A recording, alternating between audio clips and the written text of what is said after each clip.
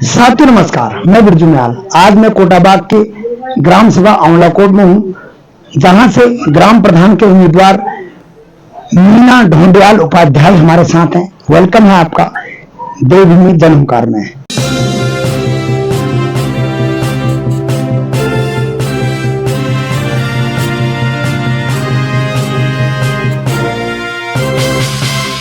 सबसे पहले आप अपना एक छोटा सा परिचय दीजिए। नमस्कार दोस्तों, तो मेरा नाम है मीना ढोंडियाल उपाध्याय। मैं मायके से ढोंडियाल हूँ, ससुराल से उपाध्याय। और वैसे मैं एडवोकेसी करती हूँ, नैनीताल में अधिवक्ता हूँ। और मेरी जो पढ़ाई हुई है वो कोटाबाग से ही हुई है। LLB मैंने चाणक्य लॉ कॉलेज रुद्रपुर से की है।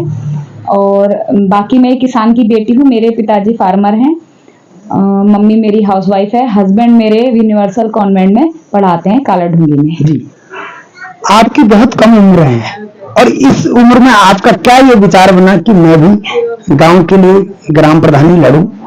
ऐसा कौन सा आपके मन में विचार आया? देखिए, क्योंकि पहले से ही मैं इस गांव में पली बड़ी हूँ, यही मेरा मायका, यही मेरा ससुराल है। ग्राम सभा भी मेरी एक ही पड़ती है, तो मुझे अपने गांव से बहुत ज्यादा प्रेम है, स्नेह है। मैं चाहती हूँ कि यहाँ की हर एक नाली, हर एक रास्ता, हर एक गांव बहुत सक्षम बढ़े, यहाँ के बच्चे आगे बढ़े। और कई सारी ऐसी योजनाएं जो सरकार द्वारा चलाते हैं या चलाई जा रही हैं, उनको हम लोग हर घर तक पहुंचाएं। जी, महिलाओं के लिए क्या सोचा है आपने? महिलाओं के लिए मैंने सोचा है कि जो महिलाओं के समूह हैं, इन समूह को और आगे स्तर तक ले जाना। जिन महिलाओं को ऑनलाइन जानकारियां नहीं है, उनके बने हुए जो प्रोडक्ट होते हैं उनको ऑनलाइन मार्केट उपलब्ध कराना। क्योंकि हम लोग जब इन चीजों से जुड़ेंगे, एक गांव का ग्राम प्रधान जब इन चीजों में इन्वॉल्व होगा तो वो इन चीजों की जानकारी और ज्यादा देगा, और महिलाओं का जो प्रोडक्ट या फिर वो जो चीजें बनाती हैं वो आगे तक जाएंगी।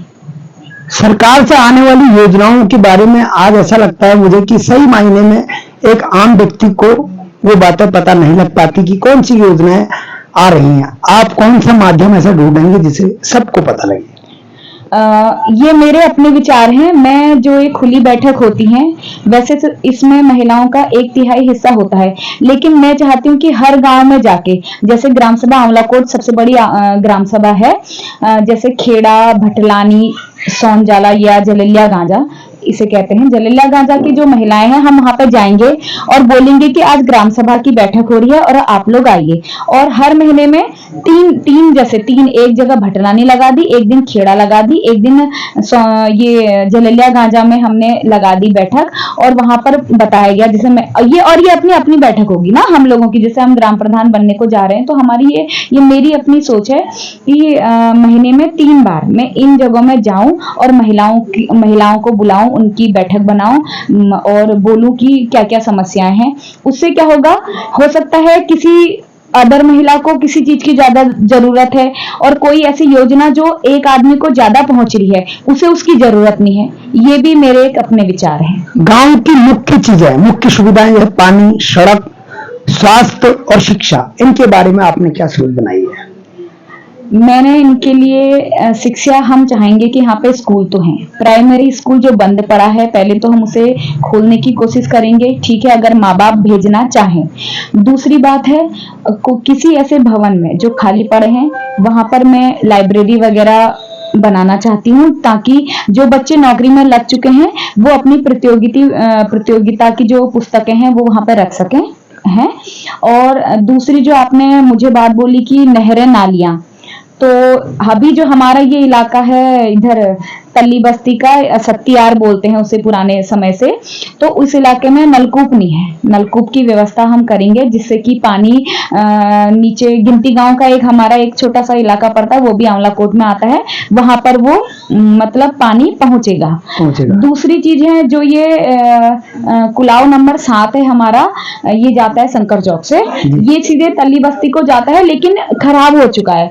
तो मैं चाहूंगी कि मैं इसकी मरम्मत के लिए कार्य करूं, और ये सब हम लोगों के सहयोग से होगा। एक अकेला ग्राम प्रधान भी इसमें कुछ नहीं करेगा, तो जितने भी हमारे पुराने भी रह चुके हैं उनसे भी सहयोग लिया जाएगा और ब्लॉक स्तर से इस पर कार्य किया जाएगा और सिंचाई की व्यवस्था की जाएगी, क्योंकि कई जगह बहुत ज्यादा स्पेस है, कई जगह कम है, इनका किया जाएगा। तीसरा आपका क्वेश्चन, तीसरा ग्राम सभा आंवलाकोट के जनता से, लोगों से आपकी कितनी उम्मीदें हैं? मुझे इस बार पूरी उम्मीद है कि मुझे अच्छे से ये लोग अपना मत देंगे। मेरे जो विचार हैं उनके लिए ये मुझे आगे बढ़ाएंगे, क्योंकि मैं जो हूँ अपने गांव के लिए उठी हूँ। मेरा ये मानना है कि जब हमने यहीं पढ़ा है, यहीं लिखा है और हम इस गांव से मुझे इतना प्यार भी है, तो मैं चाहूंगी कि मुझे आप लोग आगे बढ़ाएं और अपना एक एक वोट मेरे लिए बहुत कीमती है। ये तो खैर अब मांगने वाली क्या बात है, लेकिन देंगे, है ना। ग्राम प्रधान बनने के बाद सबसे पहला कार्य क्या रहेगा आपका?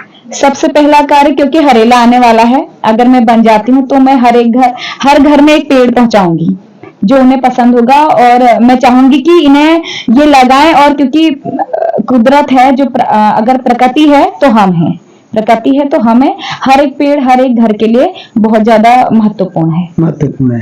लास्ट में आपकी ओर से अपनी ग्राम सभा के लोगों के लिए कोई संदेश? देखिए, अपना सही चुनाव करें।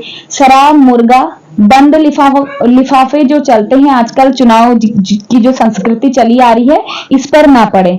और ये ध्यान जरूर दें कि जब एक महिला एक घर को बहुत अच्छे से चला सकती है, तो एक महिला ग्राम प्रधान भी अपने गांव को बहुत आगे ले जा सकती है, केवल आप लोगों के सहयोग से, अकेले नहीं।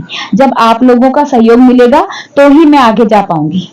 साथ ही एक मुख्य बात सामने निकल के आई, शराब, मुर्गा और लिफाफे में पैसे, और बहुत अच्छा लगा मेरे को सुनकर, क्योंकि कई इंटरव्यू में आज से पहले ले चुका हूं ग्राम प्रधान और बीटीसी मेंबर के उम्मीदवारों का, और ये बहुत अच्छी बात लगी कि आप अपने गांव का विकास चाहते हैं या विनाश। क्या मैं सही कह रहा हूं? जी, आप बिल्कुल सही कह रहे हैं। मैं शराब के खिलाफ हूँ।